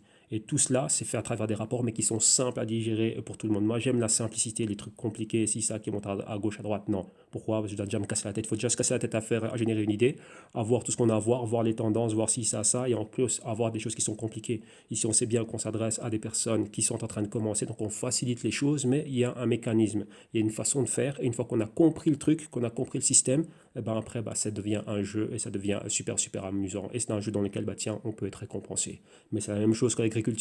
Je ne vais pas semer une graine aujourd'hui et demain j'ai un arbre. Je ne sème pas une graine aujourd'hui et demain j'ai un pommier. Non, ça prend du temps, ces choses-là. Mais maintenant, c'est quoi? Vu que le pommier prend du temps, je vais générer une idée et avoir un portefeuille d'opportunités. C'est ça la clé. Et là, maintenant, il y en a qui vont aller bien plus vite que d'autres. Donc, en gros, c'est ça. Ok, donc là, c'est exactement la même chose. Donc là, on présente ça avec nos rapports. Et le premier rapport que l'on a ici, c'est le VAM. Comment maintenant apprendre à investir? Et même pas comment apprendre à investir, c'est même pas ça. C'est vraiment l'opportunité. Et vraiment, comment les détecter, comment générer des idées ici. Et donc là, le premier rapport que l'on fait, c'est l'infrastructure Bitcoin. Donc le premier rapport VAM de l'année 2020 portera sur l'infrastructure Bitcoin. Et nous allons analyser les compagnies publiques qui sont impliquées dans le Bitcoin et opèrent dans le mining, consulting, trading, custody, exchange, etc. Donc l'idée est simple. Si le Bitcoin est l'avenir de la finance et qu'il a le potentiel d'atteindre la Lune, il entraînera et propulsera les compagnies de son infrastructure To The Moon aussi. Donc là, le fameux To The Moon qu'on dit sur Crypto Twitter, donc on va dire que je l'aurais emprunté cela. Donc on cite, oubliez le Bitcoin, investissez dans l'infrastructure du Bitcoin. Ça, c'est ce que disent les investisseurs avisés. Il est dit que dans une ruée vers l'or, vous devriez vendre des pics et des pelles. Les investisseurs intelligents regardent le boom des crypto-monnaies de la même manière. Donc là, en gros, c'est l'idée phare de ce rapport, c'est ça. Maintenant, l'infrastructure, on va la regarder. Donc là, on va analyser 8 compagnies qui sont publiques et qui opèrent dans l'infrastructure du Bitcoin et nous étudierons l'opportunité en rapport à l'évolution du Bitcoin. Donc en gros, on va prendre la méthodologie qu'utilisent les pros. Donc là, on va dire, rappelez-vous, notre centre, notre star, c'est le BTC. Maintenant, BTC, il y a pas mal de choses qui sont en satellite autour du BTC. Ouais. Alors maintenant, si on a toutes ces choses qui sont en satellite autour du BTC et qu'elles sont toutes là, et elles font partie de l'infrastructure du BTC, que se passe-t-il si BTC fait cela? Son infrastructure aussi va se développer et va aller avec lui. Donc là, il y a des compagnies aussi qui peuvent aussi nous amener un bon retour. Imaginez-vous une chose que BTC maintenant ne passe pas la zone des 10 000 dollars durant les 3 prochaines années. Qu'est-ce qui se passe? Et moi, je suis rentré dedans à 20 000. Donc, il se passe quoi? Je vais tomber dans le piège d'aller dans Binance et prendre du 125X. Et encore une fois, je ne sais pas ce que je suis en train de faire, mais j'ai les émotions et j'ai envie de récupérer. Mais si maintenant, moi, je m'éduquais un peu plus que je me disais, ok Serge, t'as fait le con, c'est pas grave, regarde ce qui se passe, et que je réfléchissais. Je mets ma matière grise. D'abord, j'investis dans ma matière grise et ma matière grise, bah, qu'il en sorte quelque chose, qu'il y a un rendement. Donc, j'ai investi dans ma matière grise. Le rendement, c'est quoi? Bing, j'ai une idée. Et mon idée, c'est quoi? Bah, tiens, pourquoi ne pas investir dans un exchange? Si moi, quand je suis en train de trader et qu'il y a des millions de personnes qui tradent, pourquoi ne pas investir dans Binance, par exemple? Ah, vous voyez, c'est ça la chose. Binance a des revenus, c'est une compagnie, il y a un cash flow. Le cash flow, c'est quoi? Bah, c'est les commissions. Donc, moi, si je pouvais aussi participer à cela, ou Bitfinex, ou Kraken, ou quoi que ce soit, bah, il y a des personnes qui sont investies dedans. Donc là, bah, tiens, ce serait pas mal. Et donc là, on retrouve notre point ici, bah, des pics et des pelles. Donc en gros, c'est ça. Rappelez-vous de l'or, si on parle du BTC, il y en a 21 millions. Il n'y en aura pas pour tout le monde. Mais tout le monde veut avoir un SIC, tout le monde veut avoir un wallet, tout le monde veut avoir ci, tout le monde veut avoir ça. Donc là, il y a un matériel qui va avec. Vous voyez, prenons quelque chose. Prenons la nouvelle star. Donc j'ai envie d'être la nouvelle Céline Dion, ou la nouvelle Madonna, ou le nouveau chanteur je ne sais pas quoi. Et je suis là. Maintenant, qu'est-ce qui se passe? Vous voyez, ça c'est une chose que Will.i.am disait. Il dit, vous n'avez pas compris l'industrie de la musique. Pourquoi? Bah, parce que il y a quelqu'un qui va me dire, ah, t'es une star. Il va me vendre un micro. Bon, ça ressemble à un cornet de glace, mais on va dire que c'est un micro. Il va me vendre un pied de micro. Il va me vendre un ordinateur. Il va me dire, ouais, tiens, maintenant tu peux faire ta musique et tout bazar comme les pros et tout ça. Tu n'as pas besoin de l'eau studio, tu as un studio. Après, il va me vendre un équipement. Donc, j'ai ça. Il va me vendre une table de mixage. Après, il faut que je joue. J'ai ceci, ouais, j'ai mon piano. Après, il va me vendre une guitare. Après, on ci, ça. Et en fin de compte, ma carrière, moi, elle n'a pas décollé, mais j'ai acheté un Korg, j'ai acheté une guitare je ne sais quoi, une guitare flamenco, j'ai acheté un micro Shure ou un Sennheiser ou je ne sais quoi, ou un Neumann, voilà, c'est Neumann qui est super, super utilisé. J'ai acheté un pied de micro, j'ai acheté un MacBook, j'ai acheté des baffles Yamaha, j'ai acheté une table de mixage, une mini SSL et les programmes qui vont avec. Donc j'ai dépensé 5000. Alors maintenant, prenez que dans le monde, il y a au moins combien? Il y a plus, on va juste faire un petit chiffre, hein, 1 million de personnes qui veulent devenir des chanteurs. Bah, vous faites 5000 fois 1 million, ça vous fait déjà un business de 5 millions. Alors maintenant quoi? Est-ce que moi, en tant que personne, je vais devenir producteur, investir dans la nouvelle star, ou je vais investir dans une compagnie qui vend du matériel? Oui, exactement, c'est exactement la même chose, c'est la même logique. Je préfère être dans la compagnie qui va vendre tout ça. Ok. Et donc là, voilà en gros ce qu'il y a. Et ça, c'est quelque chose que Will.i.am était en train d'expliquer. Il disait, bah, tiens, vous n'avez pas compris l'industrie de la musique. L'industrie de la musique, c'est pas fait que pour que vous deveniez riche, c'est vous vendre tout du matos. Il y a des vendeurs de hardware, ils vont tout vous vendre. Et ensuite, c'est quoi? On va vendre le support, le CD, enfin là, on l'a plus, mais après, on a eu le fameux iPod, et je vais vous vendre, je sais pas moi, une chaîne IFI. Donc tout ça, c'est la chaîne d'industrie de la musique. Ouais, ça c'est un truc que j'ai appris à l'école de business. Donc là, c'est ça. Là où j'étais à l'école tech, ah ben, on avait la partie business.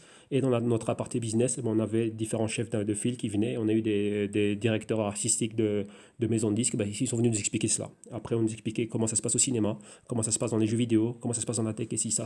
Donc là, c'est ce que j'ai eu l'occasion d'étudier et voir tout cela. Donc j'ai vu ça, j'ai dit, ah, ok. J'ai fait, ok, ben, c'est pas mal ça. Ben, donc moi, j'ai fait quoi? Ben, je vais dans le business aussi. Donc en gros, ben, c'est ça. Vous voyez, donc là, c'est exactement la même chose. On a généré une idée et on a vu ça comme ça. Vous voyez que juste là, quand vous avez habitué votre cerveau à réfléchir comme ça, bah, directement, ça va tout seul. Ça devient un jeu d'enfant. Et ça, bah, c'est des choses, lorsque je parlais avec Lex Van Damme et les autres, bah, c'est comme ça qu'ils le font. Recherchez-les sur Internet et regardez leur méthodologie. Bah, c'est ça tout simplement, c'est générer des idées. On dit bah, Apple. Bah, Apple, c'est quoi? Bah, tiens, Apple, il y a ci, ça. Bah, boum, boum, boum, boum, boum. Toute la chaîne d'approvisionnement d'Apple, boum, on a généré une idée. Et voilà comment ça se passe. Et qu'est-ce qu'on fait après? Boum, on investit dedans. Donc là, je peux investir à long terme. Et quand je connais bien la chose, je vois les fluctuations à moyen terme, donc 3 mois, 6 mois, etc. Là, maintenant, on peut tirer avantage de cela. Et le court terme des trading, on laisse ça aux machines. C'est les machines qui dominent cela. Donc voilà.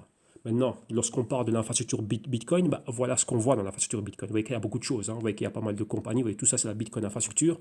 On a des compagnies qui font de la sécurité. Vous voyez, BitGo, ce sont des noms qui reviennent souvent. Casa, Chapo, c'est les sécurités en coffre-fort pour les cold wallets. On a Bitfury qui est là. Pas mal d'autres compagnies. On a Omni. Omni, c'est le scaling, donc c'est la solution de couche 2 pour le Bitcoin. C'est le Tether est créé sur Omni. Segwit, on en parle pas mal. On a DriveChain. RSK, c'est des contrats intelligents. Lightning, ceux qui développent le Lightning Network. Au niveau des paiements, qu'est-ce qu'on connaît ici? BitPay, le processeur de paiement, on le connaît. La privacy, on a pas mal de boîtes qui sont en train de travailler dessus. Dans Delion, ils font pas mal de choses aussi pour Monero, par exemple.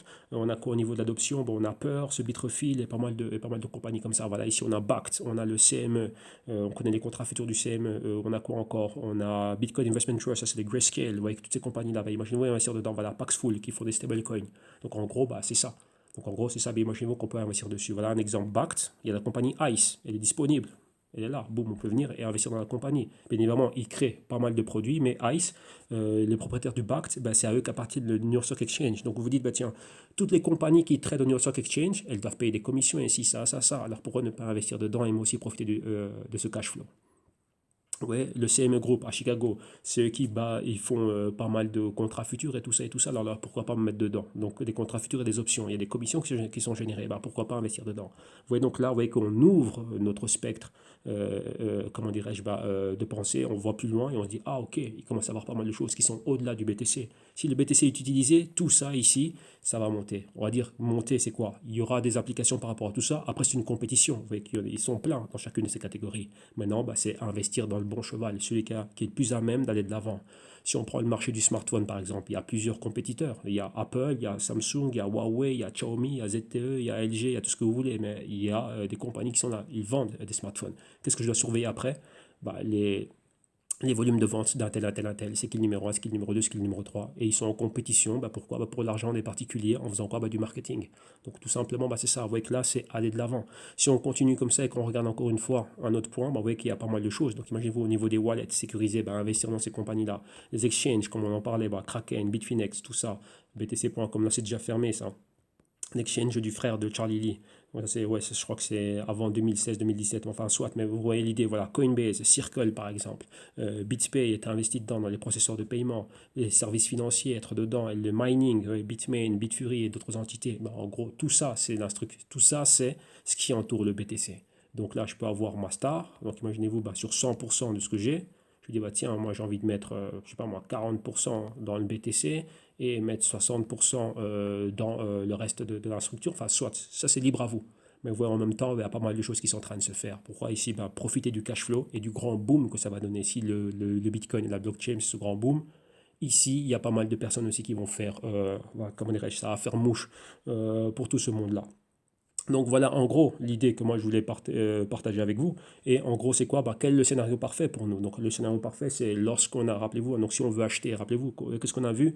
Que disait, on va dire, l'un des conseils qui était donné c'était buy low et sell high. Mais pour buy low, donc il faut vraiment qu'il y ait quelque chose, donc un événement qui fasse en sorte que le marché soit bien plus bas, que la chose soit sous-évaluée. Et ça c'est comme ça que Warren Buffett a fait fortune. Lui il n'achète que des compagnies qui ont un bon business mais qui sont sous-évalués et que les masses n'ont pas encore détecté. Il lui rentre dedans le premier, il en achète un bon paquet. Ça, c'est lui, il peut se permettre de le faire. Okay, mais un particulier il dit bah, tiens, moi je peux avoir une participation ici, donc j'ai ma petite graine ici. Et une fois que la chose fait boum, rappelez-vous, j'anticipe la tendance avant tout le monde. Hein. Et ça, c'est des choses que vous allez comprendre lorsque vous allez regarder Howard Marks. Et il parle de ça, les cycles. Cycle économique, cycle business et tout ça, il faut le savoir. Et chaque actif aussi a son cycle. C'est rentrer dedans lorsque c'est pas connu et lorsque ça monte. Maintenant, vous pouvez stresser cette manière de penser avec le BTC. BTC lorsqu'il n'était pas connu et lorsqu'il était connu. Vous avez vu ce que ça donne depuis qu'il est connu, tout le monde est dedans. Mais qui c'est réellement qui est en train de se régaler? Bah, ceux qui étaient là avant. Tout simplement, c'est ça. Donc ça se répète tout le temps. Mais comme on l'a dit maintenant, il y a des cycles, ça dure longtemps. Mais pour que ça dure, chaque actif a ses propres cycles. Il y a un cycle global, mais il y a des cycles par secteur, des cycles par industrie. Donc là, maintenant, c'est ça. C'est comme ça qu'on va générer des choses. Imaginez-vous, même si je ne sais faire que des achats, eh ben, c'est trouver pas mal de choses qui sont sous-évaluées, mais qui peuvent avoir un gros boom. Et c'est là maintenant qu'il faut être entraîné, avoir l'expérience et savoir comment on fait la recherche. Et donc là, bah, la balle est dans votre camp. Donc, mais un scénario clé qu'on a vu, et là, c'est ce qu'on avait présenté dans notre ancien VAM, c'était les scénarios de récession et de crise. On avait regardé 2008 et 2009 et regardé bah, des compagnies clés donc, que tout le monde connaît, où elles étaient, où elles ont chuté de 60% en moyenne et maintenant bah, elles sont où. Donc en gros, bah, c'est ça. Et qui c'est qui en a profité? Ben, ceux, comme je vous avais montré à la liste Forbes, c'est tous ceux qui ont pu racheter toutes ces compagnies bien avant et même par moment même les propres propriétaires de la compagnie qui ont racheté encore bien plus d'actions et maintenant bah, voilà, ils n'avaient qu'à attendre et revenir déjà le fait d'acheter bien plus bas, une fois qu'on a eu moins 50%, ça fait déjà plus 100% lorsqu'on est en train de revenir. De 10, si ça tombe à 5, je rentre à 5. 5 pour arriver à 10, on fait déjà fois 100%. Maintenant, si on arrive à 20, 30, 40, donc vous voyez exactement X combien j'ai fait. Donc là, pas besoin de me casser la tête avec tout ce qui était effet de levier et tout ça. Mais encore une fois, pourquoi est-ce que ça n'arrive pas? Pourquoi est-ce que le particulier passe à côté de cela? Parce qu'il tombe victime de tous ces slogans et il suit les masses avec tout ce que l'on voit maintenant et les folies qu'on lui raconte et achète une Lamborghini et fait du day trading et tout ça. Et ça détruit son capital. Vous l'avez vu par rapport à cette étude. On reviendra à un prochain prochain VAM avec des études actualisées et en introduisant aussi tout ce qui est crypto, voir si on peut trouver quelque chose qui est cohérent par rapport à cela. Rappelez-vous que tous ces exchanges maintenant sont nouveaux, avec de nouveaux effets de levier et tout ça, c'est nouveau.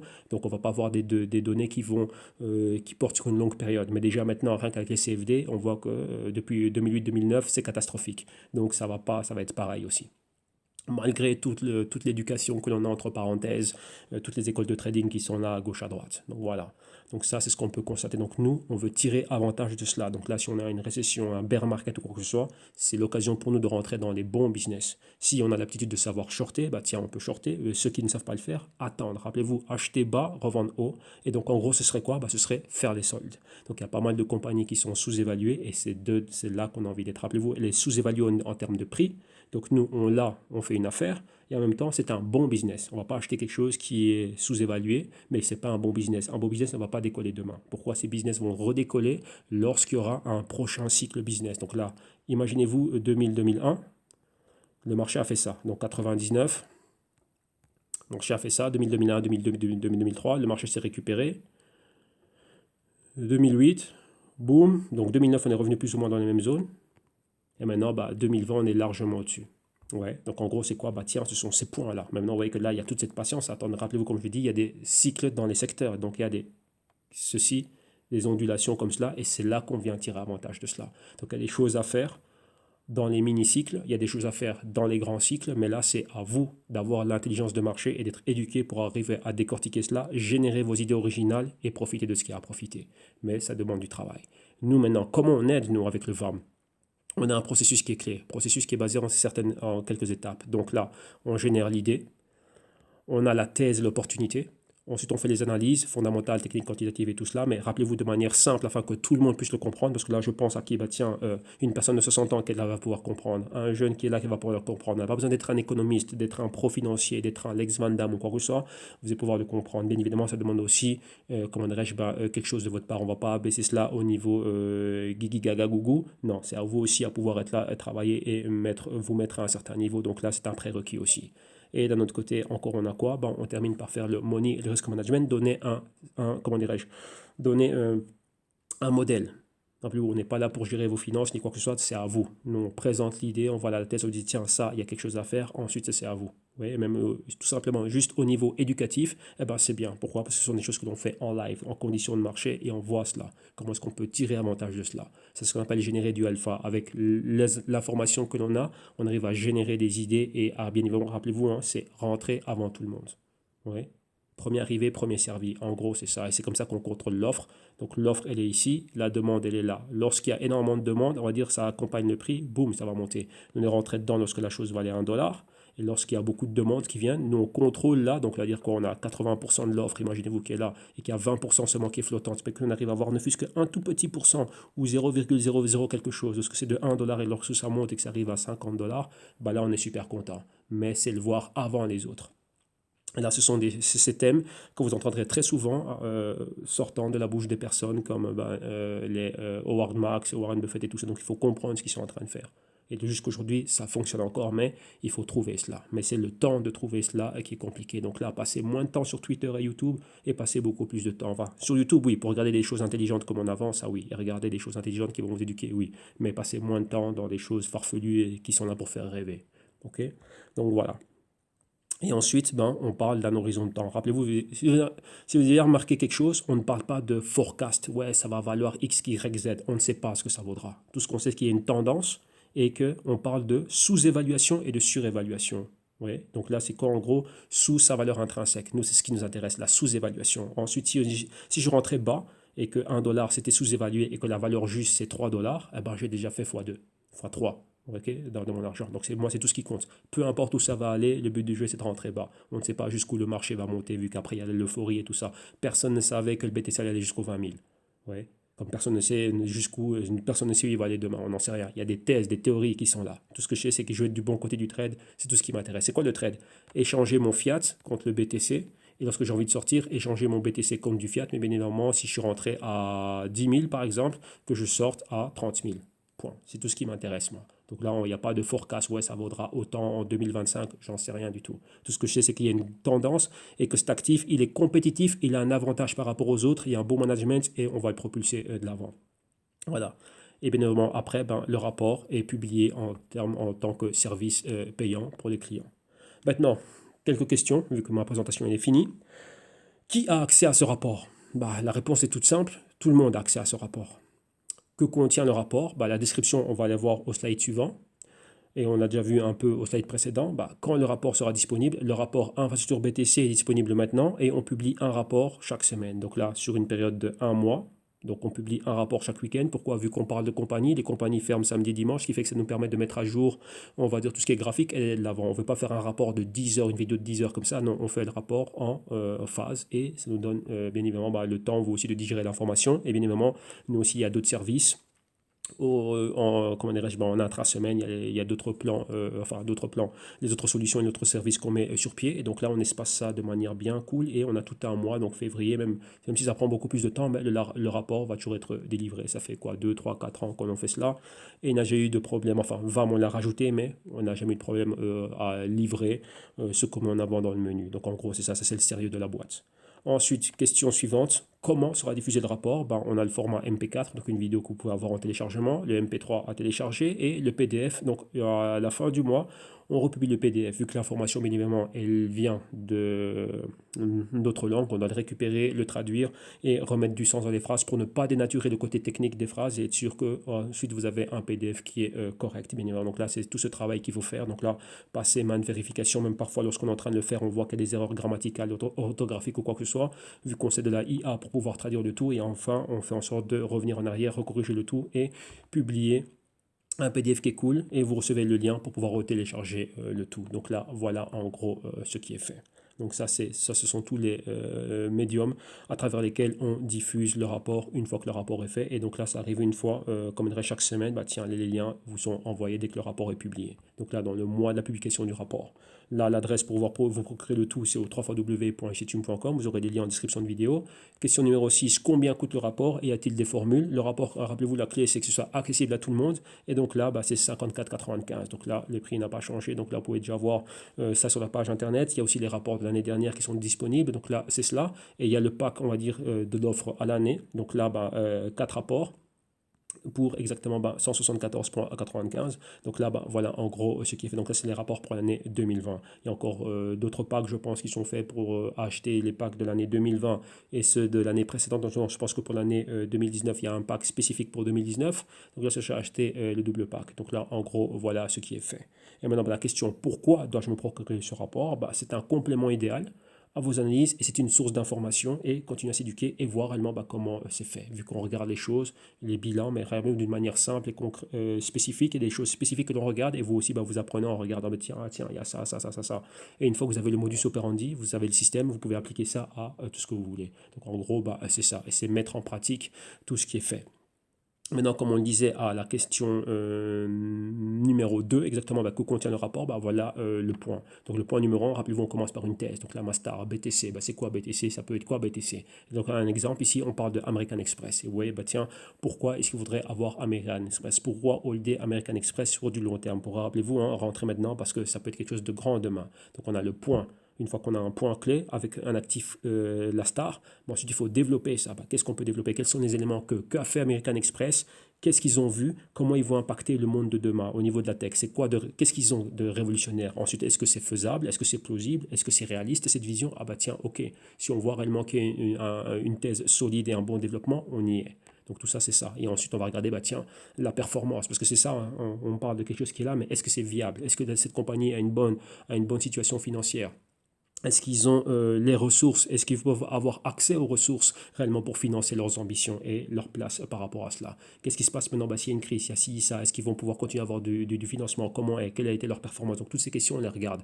On regarde la compagnie sous tous les angles. Rappelez-vous, on n'investit pas parce qu'on a entendu ça chez le coiffeur. Non, on a un travail de recherche. C'est basé sur la recherche ici. Donc génération d'idées et recherche. On fait les fondamentaux. C'est ça la clé. Nous, c'est basé sur ça, mais c'est pas fait d'une manière ennuyante. C'est fait d'une manière simple, limpide, claire, et tout le monde va pouvoir le comprendre. Donc là, on a le côté performance. Donc on regarde ce qui se passe au niveau de la compagnie, on la compare à d'autres en parallèle, donc là qui opèrent dans la même chose qui pourraient être ses compétiteurs. Et ensuite on regarde le point, donc le bilan, donc là le statut de la compagnie, bon, là, sur 5 ans précédents, ce qui s'est passé. Parallèle avec l'économie, bah, l'économie était comme ça, comme ça, comme ça, la compagnie a évolué comme ça. Bah, maintenant, bah, après, il y a des probabilités. Bah, qu'est-ce qui se passe si ceci, si les taux d'intérêt sont là, s'il se passe ça, s'il se passe ça, s'il se passe ça, est-ce que cette idée reste toujours viable? Rappelez-vous, on est en train de tout sous-peser afin d'être sûr que si on va injecter des capitaux, bah, c'est quelque chose de cool. Maintenant, on dit, OK, on peut y aller. On regarde quels sont les niveaux clés. C'est ici qu'entre en jeu la stratégie. Et rappelez-vous, hein, on cherche des points où c'est sous-évalué. On voit que les points, historiquement parlant, lorsque c'était sous-évalué, bah, c'est là qu'il y avait des méga retours. Rappelez-vous, c'est acheter bas et revendre haut. Ouais, mais là maintenant, quand on a ça, à un moment donné, on ne voyait pas ça. On était ici, on a eu une méga crise. Après, qu'est-ce qui se passe par après? Est-ce que eux, ils sont assez solides pour pouvoir se récupérer? Bah, c'est là maintenant, bah, si on ne sait pas s'ils vont se récupérer ou pas, on ne va pas acheter n'importe où. Donc au plus bas possible, on va dire le plus sous-évalué possible que l'on achète, bah, tiens, on peut pas être plus bas que terre. Donc c'est quoi être plus bas ici? Bah, c'est que la compagnie vale 0 $. Donc c'est ça. Donc moi où je suis rentré, et est-ce que ce risque de 0 $ peut être atteint? Si on va dire qu'il y a moins de probabilité, donc très peu de probabilité, 10% de probabilité que la compagnie atteigne 10 $ et qu'il y a 90% de probabilité qu'elle récupère ne fût-ce qu'un tiers de sa valeur, donc là qu'elle se rapproche, on va dire, du pic d'où elle est tombée, on va dire 2000-2009, bah déjà là, moi déjà je suis déjà gagnant si je peux rentrer à un point pareil. Donc après c'est quoi? C'est stratégiquement entrer, on va dire placer ses billes dans la compagnie et tout simplement, c'est ça. Rappelez-vous, nous, on regarde des niveaux clés. Et par rapport aux niveaux clés, bah tiens, on a juste à se laisser surprendre. Si on achète lorsque la compagnie a effectué, donc elle avait un niveau clé, on va dire 10, la compagnie est tombée à 3, techniquement parlant et automatiquement parlant, la première target que l'on a, bah tiens, c'est le plus haut que la compagnie a eu. Donc combien de temps il faudrait pour que la compagnie récupère cela? Vous voyez, quand on regarde des indices, par exemple, de certains indices européens et certaines compagnies depuis 2008-2009, elles n'ont pas récupéré les hauts qu'elles avaient. Un exemple, le pétrole qui était à 110 $ le baril, ou même un peu plus, n'a jamais récupéré ces niveaux-là. Donc en gros, c'est ça. Il peut se passer bien plus de temps. Donc en gros, c'est pour ça qu'on doit avoir un placement stratégique pour ne pas bloquer tous nos fonds dans un seul investissement et ne pas prendre part à d'autres opportunités. Si celui-ci mettrait beaucoup plus de temps à se récupérer ou il ne se récupère pas du tout. Ça aussi, c'est une question qu'il faut mettre en avant. Donc, on apprend ce qu'on fait, on use de la stratégie ici. Et on injecte des capitaux de manière stratégique et tout ça, c'est ce qu'on décortique dans le rapport afin de ne pas être piégé. Que, bah tiens, si on va dire Apple, un exemple, Apple, on a envie d'être dans, même pas, restons dans les cryptos. BTC par exemple, il décolle pas, bah, c'est peut-être BCH. Et si BTC, BCH ne décolle pas, bah, c'est peut-être BSV. Et si c'est aucun de ces trois-là, bah, c'est peut-être Litecoin. Donc en gros, c'est quoi? Bah tiens, être stratégiquement placé dans les quatre, mais un tout petit peu, un tout petit peu, un tout petit peu, pas tout mettre comme un fou, on est là. Donc maintenant, si j'ai mes 10 000, rappelez-vous, hein, mes 10 000 euh, euros, on va dire, d'épargne, et je ne vais pas mettre le tout dans ces compagnies-là à un point clé. Et après, ça perd moins 50%, ou après, ça ne décolle jamais. Donc, en gros, c'est ça. Donc, après, c'est là qu'intervient la stratégie. Donc, rappelez-vous, c'est là que vient tout l'art du travail. C'est là que tout ce qu'on a acquis et toute notre matière grise, on la met à travailler réellement pour générer quelque chose. Mais on le maintient simple, de manière simple, cohérente, limpide, réaliste, les risques sous contrôle. Et ensuite, une fois que les niveaux clés auxquels nous on s'attend, bah, ils sont atteints, bon, on vient et on effectue le plan. Donc, en gros, bah, c'est ça. Et donc là, après, on a ce qu'on appelle la matrice de risque, où on regarde, bah, tiens, le capital que je vais placer, si j'ai un point d'entrée au niveau du marché, un point d'entrée un peu plus bas, si ça, bah, contrôler son risque. Qu'est-ce que ça veut dire? Si je viens mettre 1000 dollars à un niveau X, et qu'est-ce qui se passe maintenant? Je dois voir mes scénarios. Qu'est-ce qui se passe si, là où je suis rentré? Donc on va dire ici qu'on a perdu 10%. Ah bah tiens, il va me rester ça. Qu'est-ce qui se passe si on chute 25%? Il me reste ça. Je prends un cas extrême. Qu'est-ce qui se passe si on chute 90%? Bah c'est là. Est-ce que moi maintenant c'est un bon point? Est-ce que mettre 1000 c'est quelque chose de bien? Ah bah non, bah c'est vrai, c'est pas 1000 que je vais mettre, ouais, je vais mettre 300 par exemple. Bah voilà. Donc c'est ça, toutes ces stratégies. Et là, chacun d'entre vous, c'est à vous à le faire. Mais nous, on donne le framework, on va dire le framework plutôt. Donc là, c'est ça, ben, comment dirais-je, un support pour que vous ayez une idée de ce qui se passe. Et ensuite, laissez le temps se faire. Qu'est-ce que ça veut dire? Bah, le temps que moi j'ai mis mes 1000 et ça a chuté. Quel temps il me faut pour revenir ici au niveau break-even? Bah tiens, c'est ça mon niveau break-even. Donc là, récupérer mes 1000. Bien évidemment, on laisse de côté tout ce qui est commission et quoi que ce soit. Mais le temps de revenir au break-even. Et ensuite, me laisser surprendre. Break-even, on y est revenu. Donc là, je suis rentré ici. On va dire là, c'est là, j'étais in. Je me suis mangé, on va dire, une méga chute de plus de 50%. Donc je suis vraiment dans le rouge. Maintenant, bah, qu'est-ce qu'il me faut? Et je crois toujours dans le produit. Rappelez-vous que la thèse, elle est toujours viable. Donc le business n'a pas changé, c'est le prix. Rappelez-vous que le prix, c'est le marché qui donne le prix. Ça peut être impacté pour 1 million de raisons. On va dire, voilà, coronavirus maintenant. Si c'est impacté qu'on est dans une phase de récession, comment ça impacte ça? Maintenant, bah tiens, est-ce que moi je suis dedans de manière stratégique et me permettre d'aller d'avant si la thèse se maintient? bah, là, lorsque le cycle va revenir, bah, cette compagnie ou ce Bitcoin ou quoi que ce soit aura le vent en poupe et ça va se récupérer. Donc là maintenant, bah, qu'est-ce qui se passe si on récupère? Et c'est là maintenant qu'on, rappelez-vous, on ne parle pas de forecast. Moi, ce qui m'intéresse, c'est l'argent que j'ai placé dedans et qu'est-ce qui se passe si le prix fait x2. Ah bah là, mon argent double, etc., etc. Et donc là, on se laisse surprendre tout au long de ce parcours. Et maintenant, bah, jusqu'où on peut aller, là, seul l'avenir nous le dira. Mais nous, en gros, c'est quoi? C'est avoir été là, avoir analysé la chose, générer l'idée, anticiper le mouvement et la tendance, donc là, quelque chose qui peut faire boom et être dedans. Et ensuite, ben voilà, on dit surfer la vague. Donc en gros, voilà ce qu'on est en train de faire. Et donc là, le pipeline de nos idées pour l'année 2020. Donc on a déjà, comme vous voyez ici, Bitcoin Infrastructure. Donc ça, c'est ce qui est déjà live maintenant. Donc là, on a déjà eu la première publication qui a été faite. Donc là, chaque week-end, on va dire entre dimanche, dernier de dimanche à lundi, donc fin de week-end, on a la publication. Donc on a vu tout ce qui est l'infrastructure Bitcoin.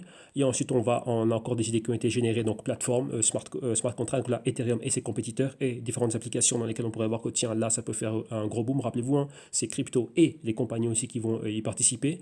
Gaming et divertissement, il y a beaucoup de choses à faire dessus. Au niveau de tout ce qui est tech, innovation, mais tout ce qui est cloud, IA, 5G, donc il y a beaucoup de choses aussi à voir à ce niveau-là. Et au niveau aussi de tout ce qui est secteur financier spécifique, donc tout ça c'est de la fintech, mais spécifiquement tout ce qui va toucher à l'industrie bancaire, asset management et pas mal d'autres choses, donc tout ce qui est secteur financier, comment ça va impacter cela au niveau des banques et des paiements. Donc là aussi, il y a des idées pas mal à générer. Et donc là, voilà en gros tout ce qu'on va mettre en avant en 2020 et au-delà de 2021, vu qu'il y a pas mal de rapports dans lesquels il y a beaucoup d'actifs. Et donc il y aura des rapports qui vont être subdivisés. Rappelez-vous, on ne veut pas que les choses soient trop lourdes. Donc c'est quoi? C'est faire 4 livraisons et d'avoir en grand max, on va dire, 2 compagnies qui sont vues. Donc là, on ne dépasse pas les 8 compagnies ou parfois bah, c'est un mix, on va dire, compagnie et actifs crypto. Donc là, ça en fait différents rapports. Comme ça, bah, c'est cool, c'est fluide. Et en même temps, bah, nous, une fois qu'on fait quelque chose, si on livre tout maintenant avec d'autres éléments qui sont rajoutés par après, bah, c'est problématique. Enfin, problématique, c'est quoi? Bah, on manque d'éléments. Donc nous, on va avoir un rapport dans lequel on laisse passer le temps. Comme ça nous continue. On peut continuer à fouiller à réellement ramener pas mal d'éléments qui viennent renforcer nos thèses. Rappelez-vous, c'est ça, c'est renforcer la thèse. On a pas mal de choses et on le fait nous. Donc on sait de tout ce qu'on peut avoir au niveau de l'information, on l'a. Et la richesse des rapports, lorsque les rapports sont publiés, bah, c'est sous forme de vidéo. Pourquoi? Parce que ces rapports, on leur donne vie. Ouais, comme ici, j'ai une présentation, mais j'ai donné vie à la présentation. Et c'est ce qu'on fait exactement dans les rapports. On donne vie à tout ça, on explique cela. Il y a des concepts et des mécanismes. Et en même temps, bah, celui qui écoute, bah, il prend. Il est là en train de s'abreuver, il est là en train réellement, ben, comment dirais-je, ben, de voir, de comprendre, et en même temps, bah, tiens, sans s'en rendre compte, ben, on s'en rend compte, on devient de plus en plus intelligent, on comprend mieux comprendre ce qui est en train de se passer. Donc en gros, c'est ça, ça aide aussi. Donc voilà en gros ce que l'on fait. Donc voilà ici la présentation du fameux VAM Report, Virtual Autonomous Asset Management. Donc le service est déjà disponible au www.institume.com/solution. Donc là, vous suivez les liens et vous arrivez sur la page internet. Et donc là-bas, voilà, vous pouvez voir ce qu'on a. Donc il y a pas mal de choses qui ont déjà été faites. Il y a quelques présentations.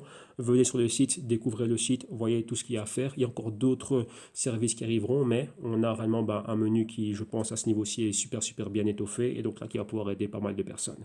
Donc voilà, un grand merci à tous. Bon visionnage. Rappelez-vous, donc là, vous pouvez me joindre directement à travers la page comment dirais-je, la page internet. Il y a un aparté pour nous envoyer des messages ou directement au mail que vous verrez sur la page. Donc, et il sera aussi en description de vidéo. Donc c'est business@jessitum.com. Et donc là, on sera ravi de pouvoir répondre à vos questions et pourquoi pas vous revoir de l'autre côté. Donc là, au quotidien, lors des Jessitum Block News ou dans les rapports Global Blockchain Research ou pourquoi pas dans ce rapport VAM et dans les rapports VAM qu'on a fait l'année dernière et ce qu'on va continuer à faire. Donc voilà, ou pourquoi pas en consulting. Donc un grand merci à vous tous. Bon visionnage et à la prochaine vidéo qui arrivera très vite. Merci à tous. Bye bye.